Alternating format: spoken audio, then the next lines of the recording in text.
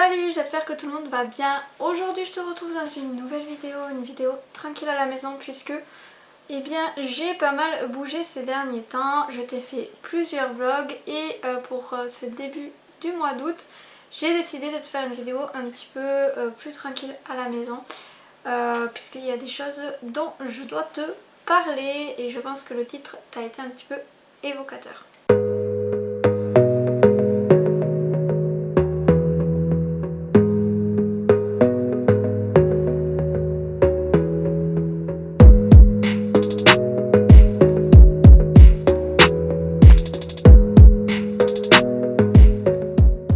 Sur cette saison 2022-2023 qui vient de se terminer, j'avais du coup une petite équipe, comme je te l'ai dit, concours. Et on a fait pas mal de sorties, autant en dressage qu'en CSO. Alors plus en dressage, on est d'accord puisque tu le sais maintenant, je préfère le dressage. Et en fait, avec tout ça, j'avais des cavaliers qui étaient tout simplement... qui avait envie, voilà, de faire une saison et je t'en avais déjà parlé, je t'avais déjà dit en fait tout ce qui allait se passer pour cette saison 2023-2024 sauf que tout simplement ça n'aura pas lieu. Et comment te dire que j'en suis vraiment dégoûtée. Pourquoi? Tout simplement parce que j'ai fait tout le travail en avance et que ça servira à rien. Maintenant que tu sais à peu près comment je m'organise, puisque ça fait plusieurs fois que je te montre ça et surtout que tu as vu aussi la semaine de vlog que j'ai fait en début d'été où je te montre un petit peu tout le côté organisation que j'ai, planification, bref, tout ça. Et du coup tu sais très bien, tu commences à le connaître ce petit planeur en fait tout simplement. Et comme tu peux voir juste ici, il y aurait eu le premier concours de dressage lors de l'ouverture de la saison. Alors je suis désolée pour les bruits de fond. J'ai Tailo qui n'arrive pas à rester tranquille parce qu'il a un petit peu chaud et qu'il a envie de bouger. Voilà, tout simplement. Et du coup il est un peu pénible, il se met sous la table et puis il fait tout bouger comme ça, on sait qu'il est là. Donc sur cette saison, j'avais prévu... sur ce début de saison, puisque je n'ai pas encore les concours qui vont se dérouler de février à peu près, parce que ça réouvre en février jusqu'à juin. Pour l'instant j'ai jusqu'à décembre. Sur ces semaines de reprise là, j'avais trouvé 5 concours de dressage. Donc j'avais déjà fait beaucoup de travail puisque je regarde à chaque fois la distance qu'il y a. Je regarde les indices qu'il y a sur ces concours là parce que des fois c'est pas ouvert à tout le monde. Donc du coup je demande si c'est possible de mettre telle ou telle épreuve sur ces concours là. Alors oui, on les ouvre pas de suite, mais par contre je fais le travail d'appeler en amont en fait l'organisateur pour savoir si c'est possible qu'ils la mettent et ils me disent oui ou non. Donc si c'est pas possible, je cherche un autre concours et si c'est possible, je reste fixée sur ce concours là et je les rappelle en fait quelques semaines avant le jour J tout simplement pour qu'ils me mettent les épreuves que je demande. Donc maintenant quand tu sortiras en concours, tu sauras ce qu'a fait ton coach en amont pour prévoir sa saison et aussi pour qu'il ait ta petite épreuve de mise tout simplement sur le jour J. Et en fait, cette fin de saison 2022-2023, les 2 cavalières qui m'ont demandé tout simplement de faire une saison de dressage sont parties. Alors en soi, si tu veux, moi ça me dérange pas que les cavaliers partent, etc. Parce que c'est normal, de 1 d'aller voir ailleurs, de 2, si tu ne peux plus faire financièrement, tu peux partir. Moi c'est la cause de nombreux des départs que j'ai cette saison, tout simplement, que j'ai eu cette saison. Sauf que là où ça m'embête un peu, c'est que ces cavalières ont vraiment été vraiment à fond dessus et que ça s'est vraiment décidé au dernier moment, donc au mois de juin, qu'elles ne le feraient plus et elles me l'ont dit tardivement. Donc moi, tout ce que j'avais fait en amont, voilà, je l'ai, mais ça me servira pas. Tout ce que j'ai fait aussi bien avant,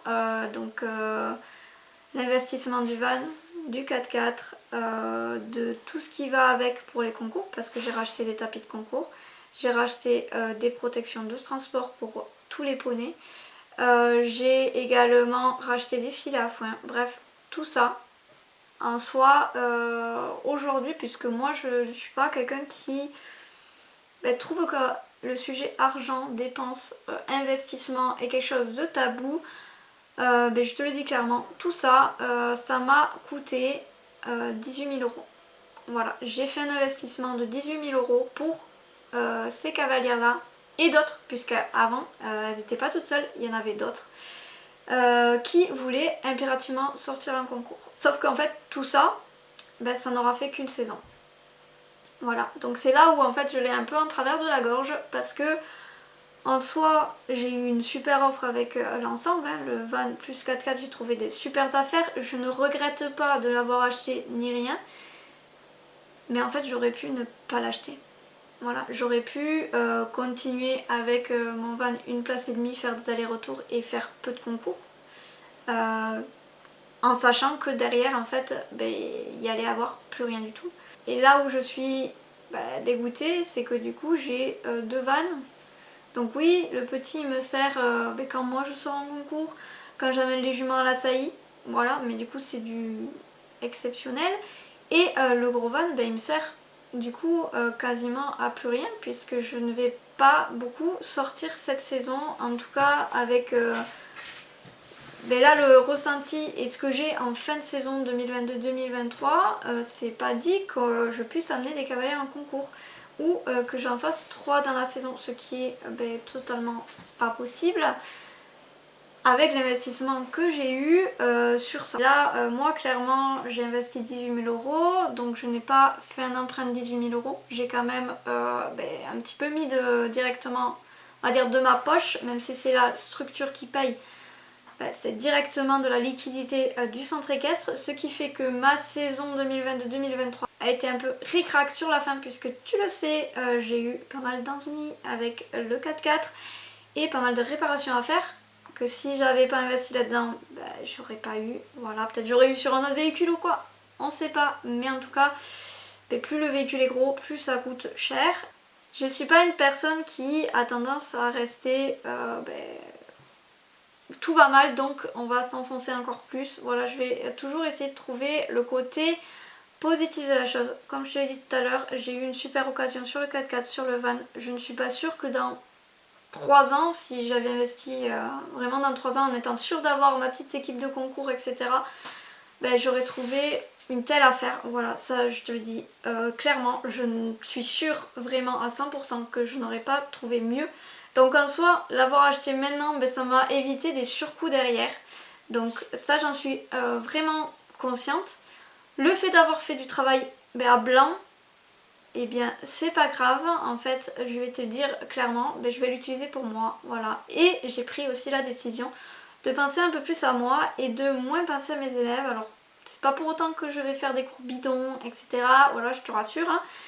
Mais en soi, tu veux sortir, cool, on y va.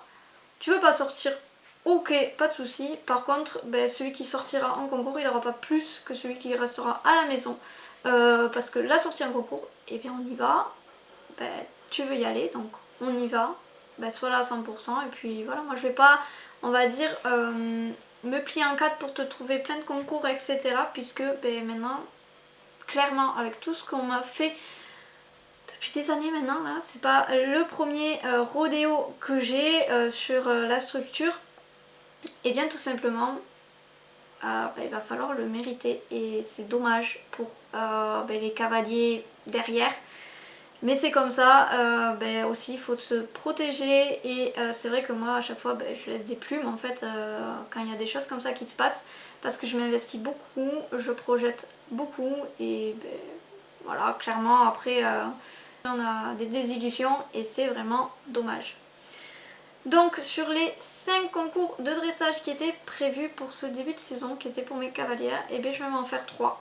Voilà, les 3 premiers seront pour moi et je n'amène aucune cavalière. Je vais y aller avec Erebor et 15. Pourquoi 15? Parce que je te l'ai dit clairement, il faut que je continue à la travailler. Donc elle ira en concours avec moi Erebor. C'est Greg qui nous accompagnera. Voilà, donc ces 3 concours, il m'a fait la proposition par contre d'ouvrir des places en fait pour que les cavaliers viennent en spectateur.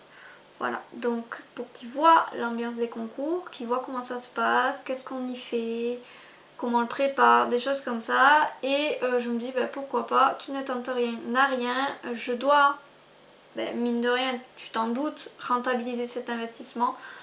Donc on va essayer. Donc comme les dressages, si tu as bien suivi, ils en auront 2, puisque les 2 derniers, je vais les ouvrir aux cavaliers du club. Et bien je vais faire 2 CSO en ce début de saison. Ça va me permettre quoi? Ça va me permettre de voir s'ils font les 2 plus le petit concours interne que je vais faire. Et bien je pourrai lors de la suite de la saison, donc de février jusqu'à juin, essayer de leur trouver quelques autres concours. On a 2 CSO sur le club à côté de la maison. Pourquoi pas trouver un autre, parce que sur la fin de saison on en aura 3 à la maison. Donc ça ferait quand même pas mal de CSO. Et ensuite dressage, bien je trouverai en fonction aussi de l'engouement que j'ai en fait tout simplement en début de saison. Et voilà, on va voir qui a envie de sortir, et ça sert à rien que je propose des choses et que je me bloque des dates en fait pour rien si clairement il n'y a personne qui sort. Début 2024, personnellement avec Erebor je ne pourrai pas sortir parce que j'aurai d'autres travaux qui vont se mettre en place. Et ça va faire comme cette saison, j'aurai pas le temps, donc je vais faire encore une année où je profite du début de saison parce que j'aurai fait beaucoup de choses pendant l'été. Et ensuite, tout simplement, je ferai un peu plus de choses pour le club et moi je ferai du travail tranquille avec Erebor. Et par contre, saison 2024-2025, là c'est sûr, je me fais une saison et je me réserve des dates que pour moi, où je prends pas de Cavaliers Club. Pour ce qui est de 15, puisque comme tu sais je vais la débuter en début de saison, j'aimerais pour la suite de la saison essayer de trouver 1 ou 2 CCE. Je vais pas pouvoir en faire beaucoup plus tout simplement parce que s'il y a de l'engouement sur les concours, je vais déjà sortir sur certaines dates. J'aimerais aussi organiser des journées, donc ça va être obligatoirement sur le dimanche, pour tout simplement faire des petits travaux, qu'on m'aide, etc. Puisqu'il y a des gens ces derniers temps qui m'ont proposé, donc on va le faire. Et du coup ça me fera, on va dire, un planning plutôt chargé, bien rempli. Enfin, pour relativiser un max sur cet investissement qui du coup n'était pas forcément très judicieux, tu l'as bien compris, à cet instant T, je vais reprendre les concours élevage. Alors les concours élevage c'est quoi? C'est tout simplement tu amènes des mères, des poulains de l'année, des poulains de 1, 2 ou 3 ans sur des concours modèle et allure. Et vu que j'ai un van 3 places, c'est à dire que en 2024 c'est sûr je vais faire au moins un concours élevage. Il y en a 2 de prévus dans l'Occitanie où je suis. Donc le premier qui est en date c'est souvent vers mai, ce que j'ai vu, mais je sais pas si je vais pouvoir y aller parce que cette année par exemple c'est tombé en même temps que le CSO que j'avais sur l'écurie juste à côté. Donc pour moi c'était beaucoup plus rentable d'aller sur le CSO que d'aller dans un concours élevage qui on va dire me rapporte pas vraiment. Mais par contre à la longue ça va pouvoir tout simplement me faire des points pass qui sont des primes pour les juments et qui peuvent des fois te payer un petit peu la saillie, donc c'est pas négligeable. Celui que j'ai déjà fait il y a maintenant plusieurs années, parce que j'avais amené Erebor quand elle avait 2 ans seulement, c'est sûr je le ferai puisque il est organisé le dernier week-end de juin et là c'est sûr je vais pas en concours avec les chevaux du club. Autre point aussi pourquoi je suis dégoûtée, c'est tout simplement puisque dans ce petit calepin magnifiquement joli, voilà, je note en fait tous les résultats de mes cavalières. Voilà, en concours. Alors je dis cavalière parce que je suis désolée les garçons, mais j'ai que des filles quoi.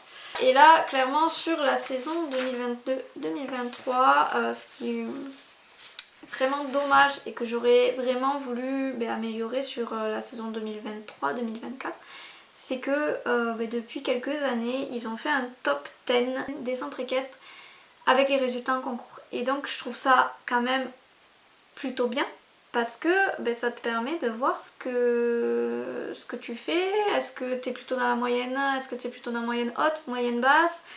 Et du coup je me dis ça peut être super en fait de monter un petit peu là-dedans, sachant que j'avais cette saison qui devait être programmée. Et donc là où j'ai les boules quand même, voilà, on va le dire clairement, c'est que en fait on est 14e club de dressage. On n'a pas énormément de points, mais les autres n'en ont pas énormément beaucoup. Il y a je crois un ou deux gros centres équestres qui ont plus de 100 points. Les autres ils sont en dessous, donc on aurait pu clairement en fait faire beaucoup mieux. Est-ce que je suis dégoûtée? Un petit peu, parce qu'en faisant une saison complète, on aurait eu des résultats, c'est sûr. Là où je suis dégoûtée, c'est que les poneys ne sont pas tout simplement qualifiés là-dedans. Voilà, ils ne les font pas rentrer dans ces petits top 10, ce qui est dommage tout simplement, parce que moi professionnelle j'y sors, il y a des adultes, beaucoup d'adultes qui montent en poney, et c'est vrai que pour valoriser les poneys, en fait il faut sortir en catégorie poney, et le poney valorise aussi, donc clairement c'est un petit peu dommage de ne pas mettre le top 10, sachant qu'il y a le top 10 amateur. Voilà pourquoi encore une fois on oublie les adultes à poney ou les poneys de grande taille tout simplement.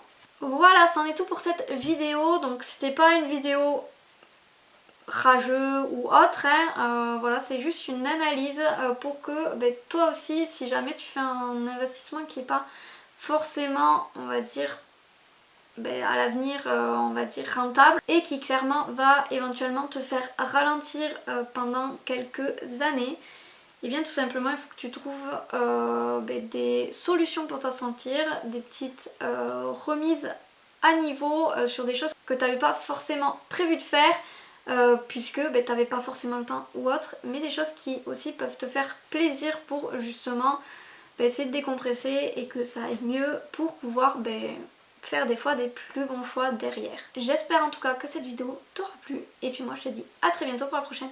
Bye!